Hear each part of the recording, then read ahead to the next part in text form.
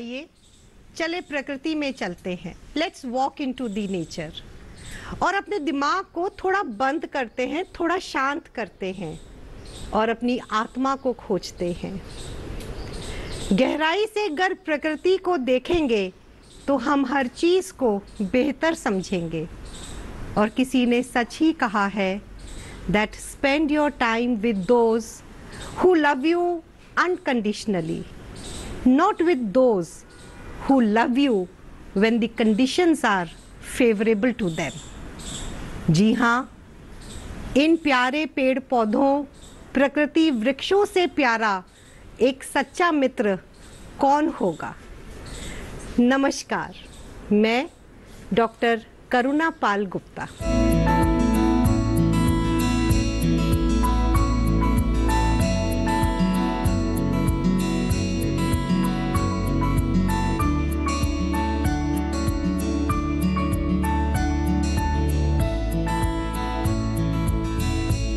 दोस्तों, अब वक्त आ गया है कि हमें संभल जाना चाहिए और हम सभी को अपने कंधों पर यह जिम्मेदारी ले लेनी चाहिए कि हमें अपने पेड़ों को बचाना है।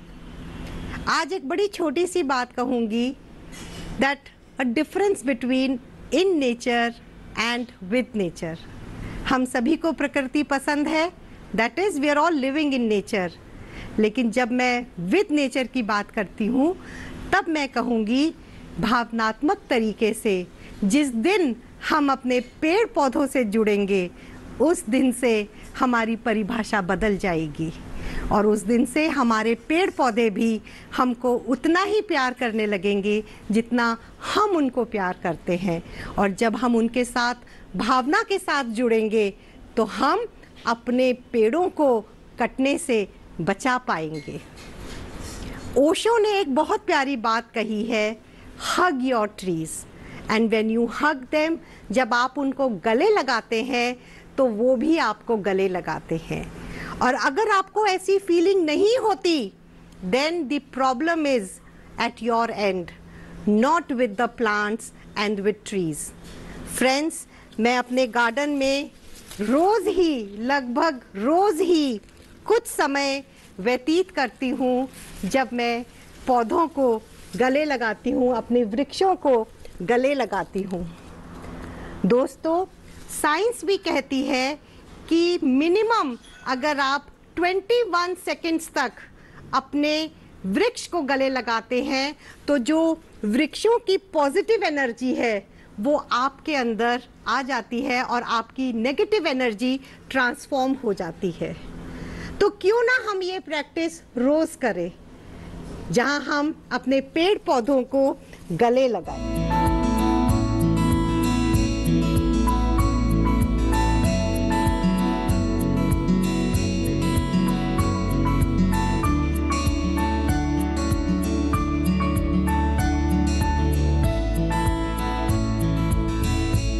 एक बहुत कॉमन सी बात है फ्रेंड्स कि हम सब कहते हैं दैट जब हम किसी से प्यार करते हैं that I am fallen in love.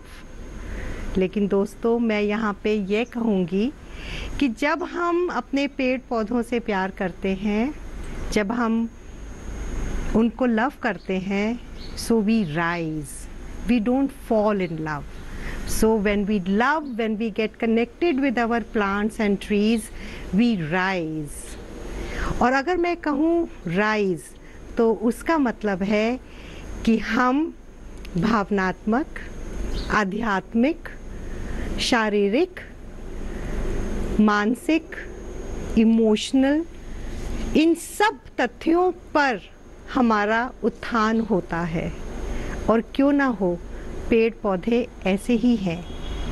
एक तरीके से, एक समग्र रूप से, समग्र रूप का मतलब अगर मैं कहूँ तो एक हमारी होलिस्टिक अप्रोच, हमारी टोटलिटी, हमारी पर्सनैलिटी में निखार आता है जब हम पेड़ पौधों के साथ माइंडफुली जुड़ते हैं। और एक बात और कहूँगी कि जब हम ऐसा करते हैं तो जो हमारा ECG है ना, ये बिल्कुल ठीक आएगा। क्यों? क्योंकि पेड़ पौधे हमें सिखाते हैं ECG।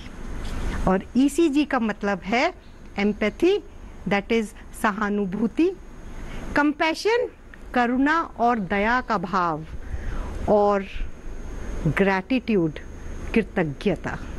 ये तीनों चीज़ें जो हमें पेड़ पौधे सिखाते हैं, अगर हम उनके साथ जुड़ जाएं और ये तीनों चीज़ें सीख लें तो फ्रेंड्स 100% हमारा जो ECG है ये बिल्कुल ठीक आएगा। इसीलिए मैं हमेशा कहती हूँ कि जब हम पेड़ों को हग करते हैं तो ये एक जादू की झप्पी होती है। और एक बात और दोस्तों मैं बताना चाहूँगी कि ये जो ग्रीन कलर होता है ना, इसमें भी बड़ी पावर है। ये भी जो हमारी ब्लड प्रेशर्स होते हैं, जो हमारे ऊपर नीचे होते हैं, उनको ये लेवल पे लेके आता है, उनको ये शांत करता है।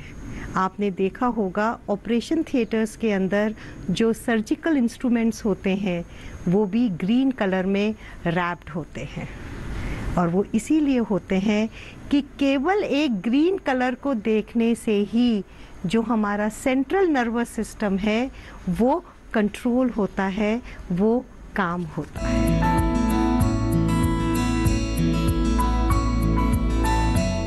फ्रेंड्स, ये तो हुई माइंडफुलनेस की बात, एक सोलफुल कनेक्शन की बात। मैं तो अपने पेड़ पौधों से जुड़ी हुई हूँ, आप भी ज़रूर जुड़िएगा। और इसी पॉजिटिव एनर्जी के साथ चले कुछ और अच्छी बातें करते हैं अपने गार्डन को लेके, अपने पेड़ पौधों को लेकर। Friends, Deepavali is round the corner, लेकिन दीपावली और समर्स के जो गार्डन के बीच का जो टाइम है, और हमें पता है कि ये ग्लोबल वार्मिंग के चक्कर में बहुत जो क्लाइमेट है उसमें वेरिएशन आ गई है। तो अब हम क्या करें?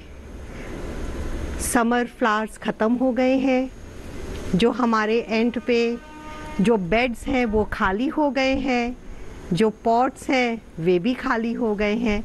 अब ये खाली ज़मीन और पॉट्स तो बिल्कुल अच्छे नहीं लगते। और अभी स्प्रिंग सीज़न में टाइम है, क्रिज़ैंथेमम्स भी कहीं लगने लगे हैं, लेकिन क्रिज़ैंथेमम्स को तो इस मौसम ने मार डाला है। हम कुछ नहीं कर सकते, लेकिन हाँ, एक क्वालिटी वर्क ज़रूर कर सकते हैं कि जो इस समय हमारे पास खाली बेड्स हैं या जो खाली पॉट्स हैं, उन पर हम जब तक हम स्प्रिंग सीज़न के फ्लावर्स के साथ कुछ काम करें, तब तक ये जो बीच में 1.5-2 महीने का टाइम है, आइए चले इनमें इस मौसम के लिए कुछ हर्ब्स लगा देते हैं, ऑर्गेनिक हर्ब्स जो हमारी किचन में बहुत हेल्प करेंगे। जैसे पालक डाल देते हैं, मेथी के बीज हो गए, धनिया, पुदीना। मैं तो भाई ऐसे ही करती हूँ कि ये जो बीच में 1.5-2 महीने का टाइम होता है, जब मेरे बेड्स खाली होते हैं, मेरे पॉट्स खाली होते हैं, तो मैं हर्ब्स डाल दिया करती हूँ। 2 महीने खूब ऑर्गेनिक हर्ब्स मेरी किचन में आते हैं, और फिर उसके बाद मैं लगती हूँ अपने स्प्रिंग गार्डन को बनाने में। तो आइए चले थोड़ा सा एक डिमॉन्स्ट्रेशन करके मैं देखती हूँ, आपको दिखाती हूँ कि कैसे हम ये हर्ब्स डाल दें अपनी खाली जगह पे, और 2 महीने अपने हर्ब्स को एंजॉय करें।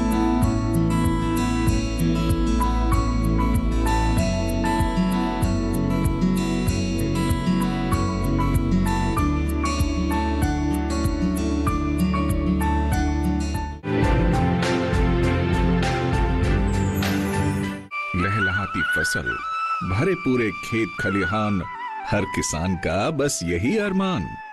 लेकिन प्रकृति पर किसका जोर? कभी बारिश, कभी बिजली, कभी ओला, कभी सूखा, तो कभी कीट पतंग का प्रकोप कर दे नुकसान कमर तोड़। भैया, खेती में तो जोखम रहता ही है, अब क्या करें? अब प्रकृति का कोनो उपाय है का? प्रकृति का तो नहीं, मगर नुकसान का उपाय है। अच्छा? हाँ, AIC से फसल बीमा। फसल बीमा? मतलब मामूली सा प्रीमियम दो और बड़ी चिंता से मुक्ति पाओ। अरे वाह। EIC से अपनी जरूरत अनुसार कोई फसल बीमा चुने, जैसे प्रधानमंत्री फसल बीमा योजना। बुआई से लेके कटाई तक प्राकृतिक आपदा से सुरक्षित रहे किसान, भरपाई हो पूरी अगर फसल का हो नुकसान। जब AIC का है साथ तो ना डर ना फिक्र की बात। Agriculture insurance company of India limited. AIC।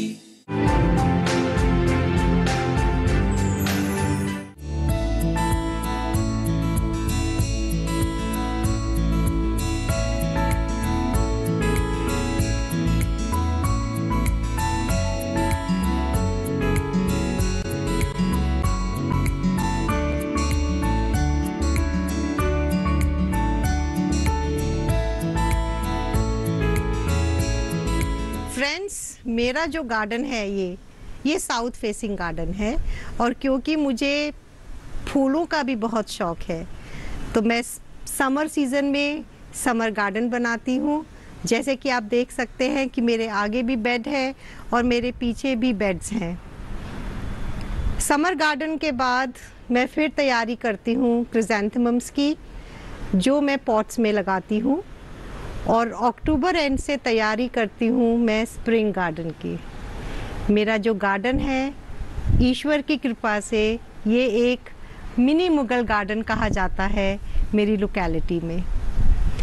अब क्योंकि चैलेंज है, क्योंकि आप देख सकते हैं कि बेड्स खाली हैं, तो दीपावली भी इस बार जल्दी आ रही है, तो अब ये खाली बेड्स तो नहीं अच्छे लगेंगे।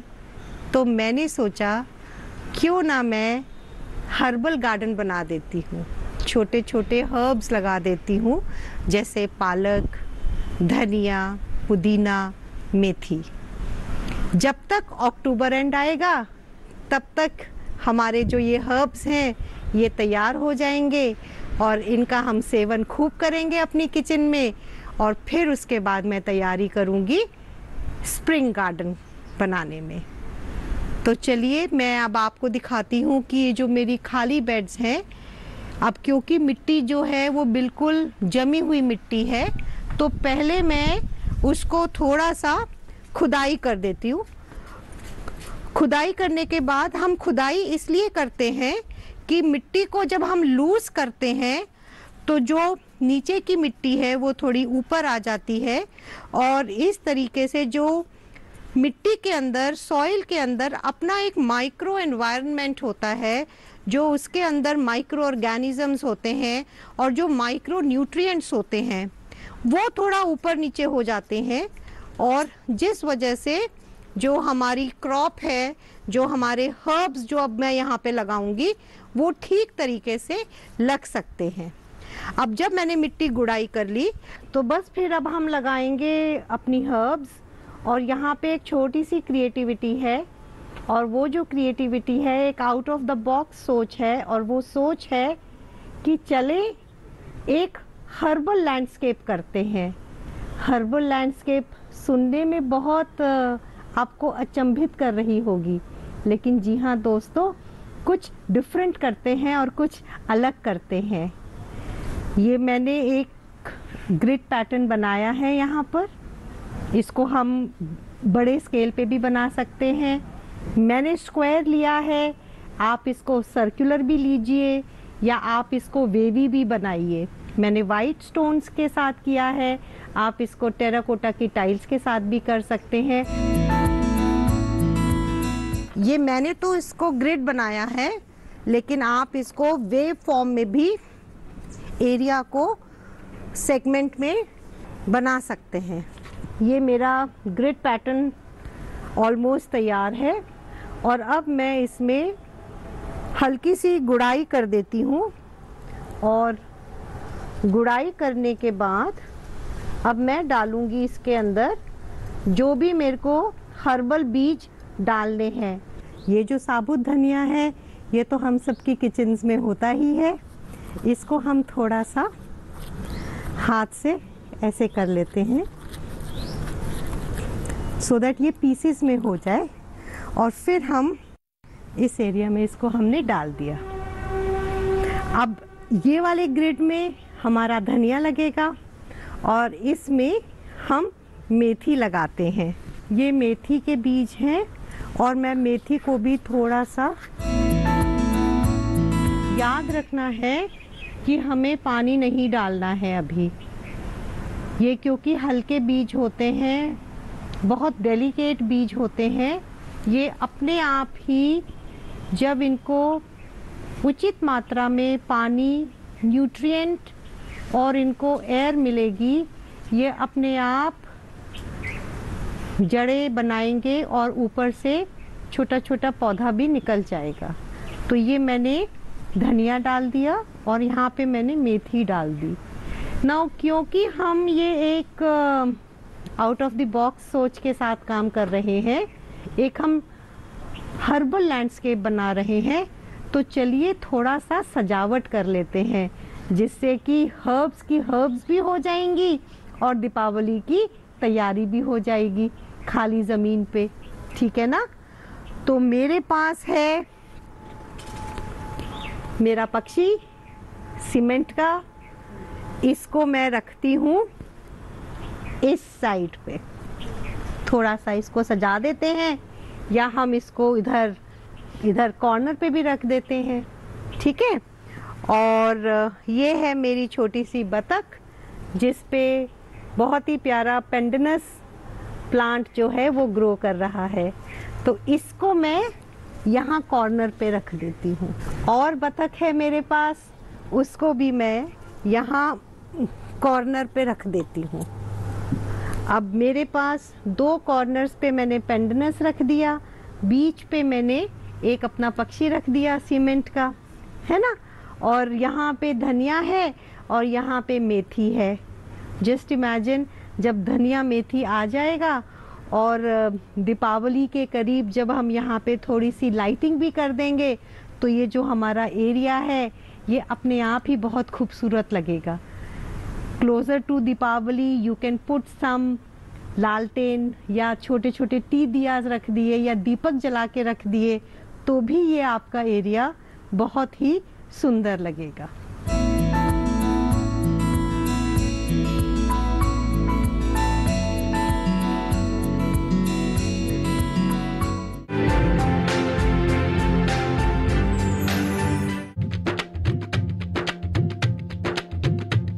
फूलों की लाली है, गेहूं की बाली है, खुशियों की प्याली है, सपनों की थाली है।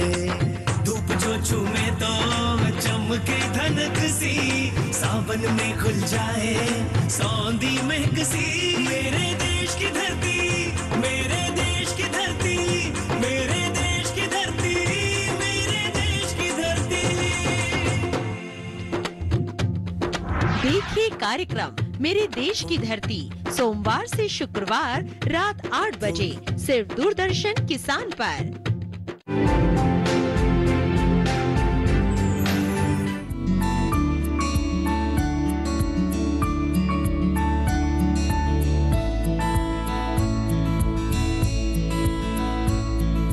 चलिए अब बनाते हैं एक सुंदर सा लैंडस्केप जिसको हम हिंदी में कहते हैं भूदृश्य या प्राकृतिक छटा धरती के ऊपर। असली लैंडस्केप वो होती है जहाँ पे हम पेड़ों के साथ, छोटे पौधों के साथ, कुछ स्टोन्स, कुछ टाइल्स और कुछ गार्डन एसेसरीज का भी प्रयोग करते हैं। तो आज मैं आपको सिखाऊंगी कि हम अपनी जगह पे, एक जो खाली जगह है हमारे एंड पे, वहाँ पर हम कैसे लैंडस्केप बना सकते हैं जो एक एडेड अट्रैक्शन बन सकता है हमारी दीपावली के लिए। तो आइए अब हम शुरू करते हैं और देखते हैं कि हम लैंडस्केप कैसे बनाते हैं। लैंडस्केप के लिए हमें चाहिए डिफरेंट कलर्स के जो स्टोन्स हैं। These are all non polished stones. एक मार्केट में पॉलिश्ड स्टोन्स भी मिलते हैं, उन्हें मत खरीदिएगा क्योंकि जैसे ही उन पे पानी पड़ेगा वे अपना कलर खो देंगे। सो हमेशा अनपॉलिश्ड स्टोन्स को ही उपयोग में लेके आए। मैंने अपने एंड पे जो मैं लैंडस्केप करूँगी मैं डिफरेंट 4 कलर्स ऑफ स्टोन्स के साथ लैंडस्केप करूँगी। एक वाइट है, एक ये मेरे पास गाजरी कलर है, एक ये पीचिश कलर के स्टोन्स हैं और ये ब्लैक स्टोन्स हैं। प्लस क्योंकि मैं ज़मीन के ऊपर, खाली जगह के ऊपर डिमार्केशंस करूँगी, उनको सेगमेंट में डिवाइड करूँगी, तो उसके लिए मैं यूज़ करूँगी टेराकोटा टाइल्स। ये मैंने सिंपल टेराकोटा टाइल्स मैं आज यूज़ करूँगी, लेकिन अगर आप मार्केट में जाएं तो आप देखेंगे कि वहाँ पे बेहतरीन किस्म की डिफरेंट डिज़ाइंस की टेराकोटा टाइल्स मिलती हैं। फ्रेंड्स, मैं यहाँ पे यह कहना चाहूँगी कि आप वाटरप्रूफ टेराकोटा टाइल्स यूज़ करें, सो दैट आप जो लैंडस्केप बना रहे हैं वो आपके एंड पे सालों साल चले, क्योंकि जो वाटरप्रूफ टेराकोटा टाइल नहीं होती वो 2-3 साल में गलना शुरू कर देती है। अब क्योंकि हम लैंडस्केप बना रहे हैं, लैंडस्केप में 2 चीज़ों का ध्यान रखना है कि लैंडस्केप में हम कम प्लांट्स लगाते हैं, जो कि हम पॉटेड प्लांट्स लगाते हैं, या हम डायरेक्ट ज़मीन पर भी लगा सकते हैं, लेकिन जो हमारे नंबर ऑफ प्लांट्स होते हैं वो कम होते हैं लैंडस्केप पे। ज़्यादा वर्क जो होता है वो स्टोन्स का होता है और दूसरे तरह की गार्डन एसेसरीज़ का होता है, टाइल्स का होता है। हम यहाँ पर पिकेट फेंसिंग जो प्लास्टिक की होती है या दूसरे किस्म के जो रेजिन एनिमल्स एंड बर्ड्स भी होते हैं, उनको भी हम उपयोग में ला सकते हैं। तो चलिए शुरू करते हैं और सीखते हैं कि खाली जगह पर हम पत्थरों के साथ और पौधों के साथ कैसे लैंडस्केप करें। सबसे पहले खुरपी लेकर एक छोटी सी झिर्री बना लेते हैं, जिसके अंदर हम अपनी टाइल को फिक्स करेंगे।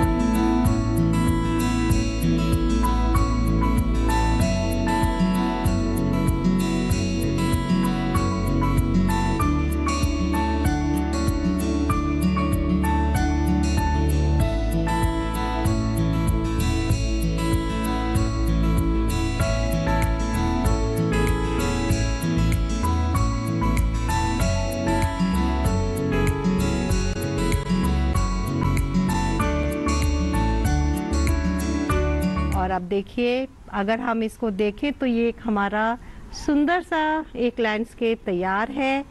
सोचिए, रात को जब फोकस लाइट ऑन होगी और जब हम टुवर्ड्स दीपावली यहाँ पे थोड़ा सा और इसको ब्यूटीफाई करेंगे with the lights, with the strings, आप देखिए ये आपका एरिया कितना ब्यूटीफुली तरीके से ये ग्लो करेगा and it will enhance the beauty of your garden.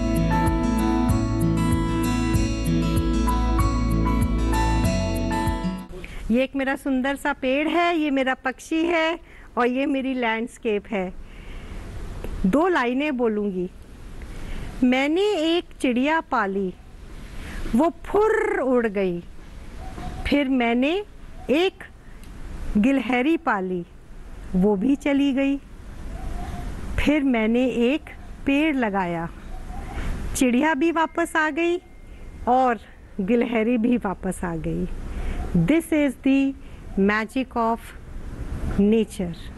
Its charisma is so inimitable and captivating. ये जो हमारी प्रकृति है यह बहुत ही ज़्यादा करिश्माई है, अविश्वसनीय है, मनोरम है, अद्वितीय है। हमें केवल इसका ध्यान रखना है और इसको हमेशा गले लगा के रखना है। जी हाँ दोस्तों, जितना हम इनको देते हैं ना, उससे कहीं ज़्यादा ये हमें देते हैं। तो मैं हमेशा यही कहूँगी दैट पेड़ों की तरफ से, कि जो पेड़ हैं वो मनुष्यों को कहते हैं, I am rooting for you.